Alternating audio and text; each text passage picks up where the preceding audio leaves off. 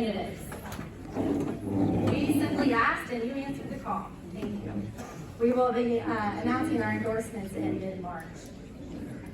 So we also want to extend our gratitude to the liberal agenda for exposing their evil intents upon our nation. And I want to thank the rhino politicians for assuming that we were all just too dumb, too complacent, and incapable of standing up for our neighbors. Liberty Defense is glad to show the left what is good, right, and true, and while the plastic politicians keep regurgitating their promises, the true patriots will be stepping out in boldness and faith. It will be easier for people to see who cares for and who will defend liberty versus those who rejoice in its decay. I also want to thank a few other people. Is that the microphone? That guy. Yep. My family sacrifices a lot. And these people don't know it, but I know it's very deep. And I thank you for that. And they should thank you too. Yeah.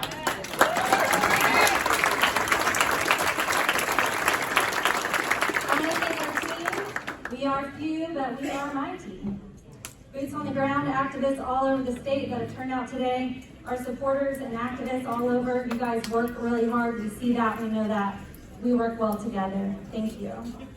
Representative Nisley and Jacob, you bring the fire. Our biggest sponsors for this event tonight, Rick and Jenny Runestad, you're the real deal. These guys supported me when I didn't even know what I was doing way back then. Loved on me then, they love on me now. Kurt and Mary Nisley, you continually give and give in order to secure liberty. People see it. And our third biggest sponsor for the night is the Mervar family. Yeah. Not only have these people, but they're all over this room. Every little bit of anything that has happened tonight, they've had their fingerprint on it. They love liberty more than they love their life. And I do not say that loosely. They love liberty more than they love their lives. All of them. They walk the walk. So thank you. Brooke, we have gifts for those three families, if you can hand those out. And finally, my ultimate thanks to our main supporter for this groundswell of hope, the timeliness of specific strategy downloads, the peace that comes during an immense battle, for his constant pursuit of myself and this movement to be aligned to himself, for reminders in the middle of the night, and his courage to do incredibly hard things. Thank you to the Lord Jesus Christ for placing us here and now in this beloved spot of land that we get to care for, fight for, and maintain until our time is done.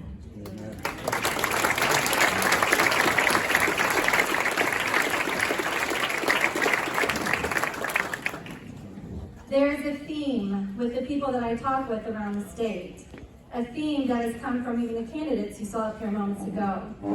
Every time I speak with others, I hear the same story over and over. I don't want to do this, but someone has to do something. Someone has to do something. And that was me. 7 years ago, when the scales fell from my eyes, I saw the culture for what it was, and I didn't like it. I came from the land of no not. Many of you feel like a fish out of water right now. Well, let me tell you a quick story. It's a running joke for those that know me well, but it's true, I knew nothing. So way back when, I was a blogger, and I wrote about books. I would, do reviews on book reviews. And so I worked for a company that would give me a list of books that I could choose from, and I would, choose from whatever books I wanted to write about, and I blogged about them. Well, since I had stuck my toes in this water of politics, I saw this really great title that said, Churchill, God and Churchill. It's a great book. God and Churchill. And I thought, oh, this is going to be good. I'm going to learn about immense battle. I'm going to learn about strategy in a fight. I'm going to learn about warfare. I'm going to learn about things that he did on the political scene. This is going to be good. So, halfway through the book, I slam it shut one day. I run out to my husband, and I'm like, did you know? Which is a common phrase in my house, and he's like, yes, I did. And I told you that 10 times. Did you know that Winston Churchill was never a president of the United States of America. I came from the land of no-nots, for real. But for me, it was learning that more than 8,000 babies are murdered in Indiana every year. And I thought, what? We do that here? That was my something. That caused me to do something. The thing I thought someone else was taking care of. I didn't know what I was doing. I didn't necessarily want to step out, but somebody had to do something. And so that was me 7 years ago. And you, like me, don't like it when there's injustice, when bad people make bad laws and then place it on the necks of innocent people. So just like many of you and others out there, I was desperate to find a solution to the problem. And one day I suddenly discovered that I was the solution, or at least played a part in it. This problem I had with this injustice became an agenda for me. So I decided to jump in head first and engage in this political world I knew nothing about, while trusting that God would lead every step of the way. I left the land of no-not and ended up here with you today. So here we are. All through history, insignificant people like me and you have moved the dynamics of the future just by doing what was good and right. And this may not be a popular idea, but Abraham Lincoln was insignificant to be remembered in history. It is what he did that is significant and helps us recall what a man of stature he was. And the same goes with all the greats in history. And this isn't a banter to be great. This is a plea to do what is good and right. Millions upon millions of people who have lived in the past are not remembered by name, but their mark is here. I want to leave a mark. Big one, a small one, it doesn't matter, but rather a significant one.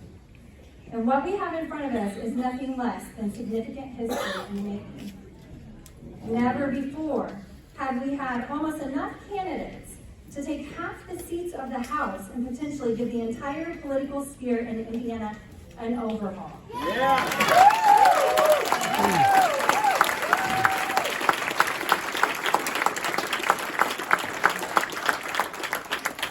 Never before have people been more aware of what's going on. Never before has there been a bigger threat to our freedom and way of life. So this is you here now, never before. And out of all the ages, you were formed and born, raised and taught, and landed right here tonight with all of us. And this is significant, beyond what we can imagine, so let us leave a mark. One of my most favorite people in the world is a Holocaust survivor and friend of mine by the name of Eva Edel. She barely escaped the Nazi regime during World War II. She said the changes were subtle. People knew what was going on, but did nothing to stop it. She was blocked into a little food shelter on her property, literally mortar and stone, with just a few blocks made to be removed for food and supplies. She lived like this for a time with her siblings, because this is what her grandma did to protect her grandchildren after Eva's parents had been captured and taken to the camps. She was terrified for her babies. Once Grandma thought things were settling down, she let the children out just to be deceived. They were all captured, separated, and placed behind the iron bars of a death camp. Eva was 9, and she chuckled to herself. Because in her mind, she thought the bad people would never get away with what they were doing, because the good people, once they understood what was happening, would come for her and for the others. They would knock this place down, and all the prisoners would be let free. So she laughed on the inside. Why? Because she believed that good and moral people were going to see what was going on and stand up and fight for what was right. But did they? Later, her own mother, who surprisingly survived and daringly broke into death camp after death camp, seeking to find and save all her children, stood across Eva in a bunkhouse and didn't even know it was her own daughter. She asked. She literally had to ask, with the bald, frail child in front of her, covered in filth and feces, reeking of infection, skin falling off from infestation, was truly her own little girl. And do you want to know why she had to ask? Because the good people didn't come. They did not rise up. They waited way too long, and by the time they thought to do anything, it was too late. Yep. They were stuck. The government that grabbed Eva from her homestead and murdered much of her family is the exact same kind of government our founders warned us about. Yep. It starts subtle. They start dividing people, creating fear, giving ultimatums, offering deals, taking control of what you hear and what you think, ordering people to do things that go against all sanity. My whole childhood, my entire life, I've placed my right hand over my heart in the presence of others and claimed allegiance to this country and to this flag, land of the free, home of the brave. Amen. Well, we are still brave and we are still free for now. Those vows, mine and yours, still circle the atmosphere. We have promised. I know you have. I did so earlier with you today, looking at that flag. You are destined to do significant things, and the best thing we can do is do good. And for many of you, that's running for office. And for others, it's in supporting roles, like networking, boots on the ground, prayer, and maybe some just good, solid activism. Some will keep you from fighting, kick you off the ballot, win you to their side, offer you a seat at the table, bargain with you, turn you against your friends, feed into your ego. This will be a fight for you mentally, spiritually, and physically. The last thing the plastic politicians want is for patriots like us to win. While we must get ready for resistance, we need to glance around at the revolution around us, because you are not alone. We are not alone. I know there's other candidates in the room that was not up here earlier. There are many here seeking to reclaim local, state, and even federal offices, and I admire you greatly. I also know there are those out there that have not answered the call yet. So you're hearing me tonight. You're aware of the corruption happening around you. I've known for months that you would be here sitting on the fence, not because I'm a prophet, but because I'm a patriot, and I was just like you. I sat there way too long. It takes courage. It takes grit and endurance. And sometimes those things don't come easy, but they're in there. They're inside that same heart that says, I pledge allegiance to the flag of the United States of America and to the republic for which it stands. It stands for something significant. Yes. And so will you. Can I just ask for all the candidates to take a moment and stand at your seat? Now, these are all candidates. Everybody. Allow others to witness the fortitude and determination that this movement contains. This is nothing like you've seen before. I want to see all delegates, local offices, higher offices, congressional candidates, sheriff, school board, councils, everybody. Stand up and let them see.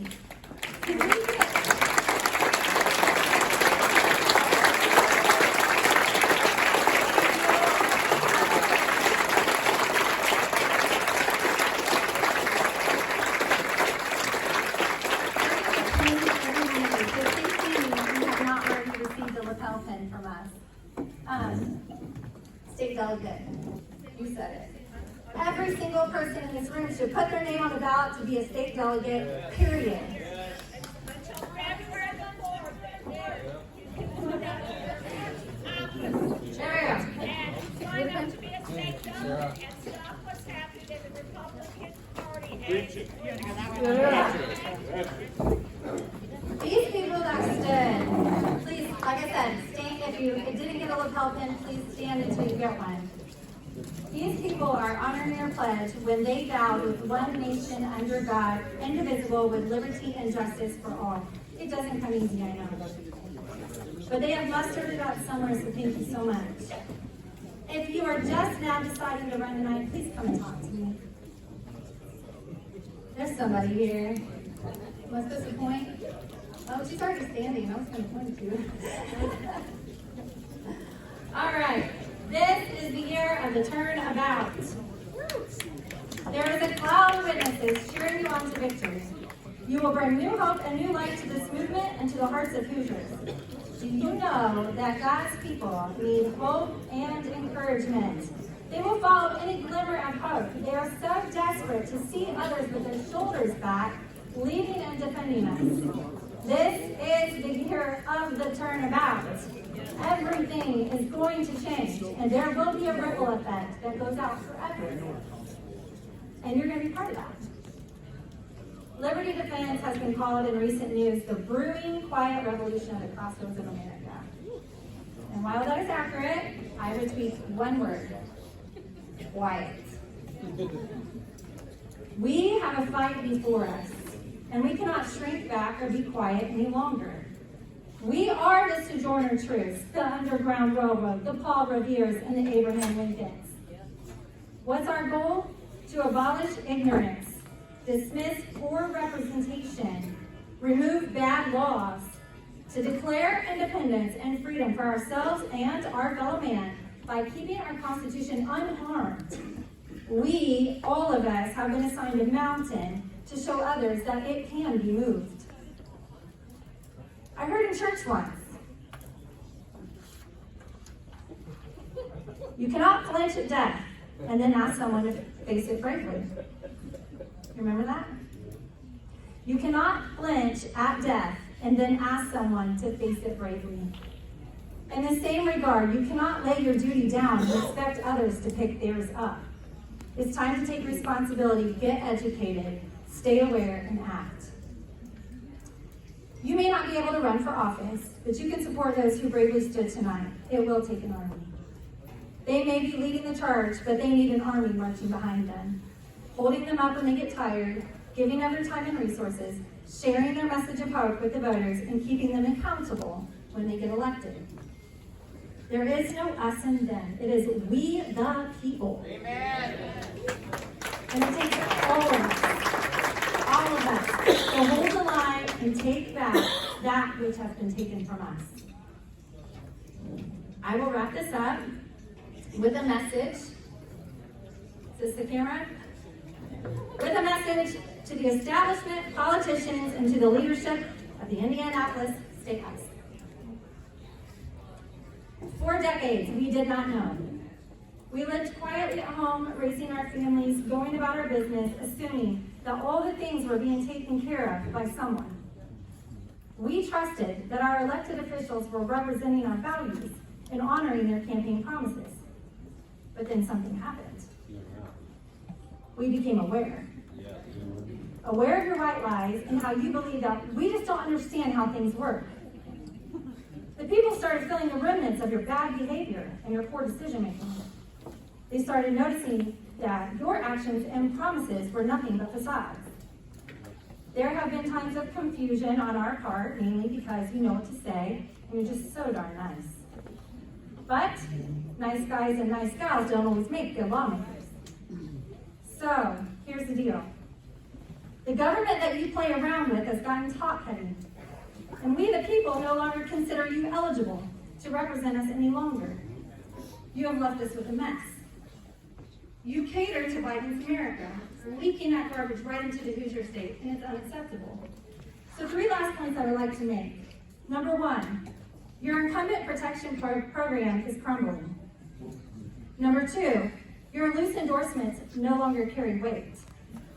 And number 3, your failed campaign promises are no longer relevant. Yes. So, carry on well. It's election season, and we assume you'll stay and do all the right things till May. But because we're aware, and we will be because we are aware, we will be campaigning, telling our neighbors, signing that ballot, and preparing the next generation to be sure you never, ever get away with robbing us like that again. Yeah.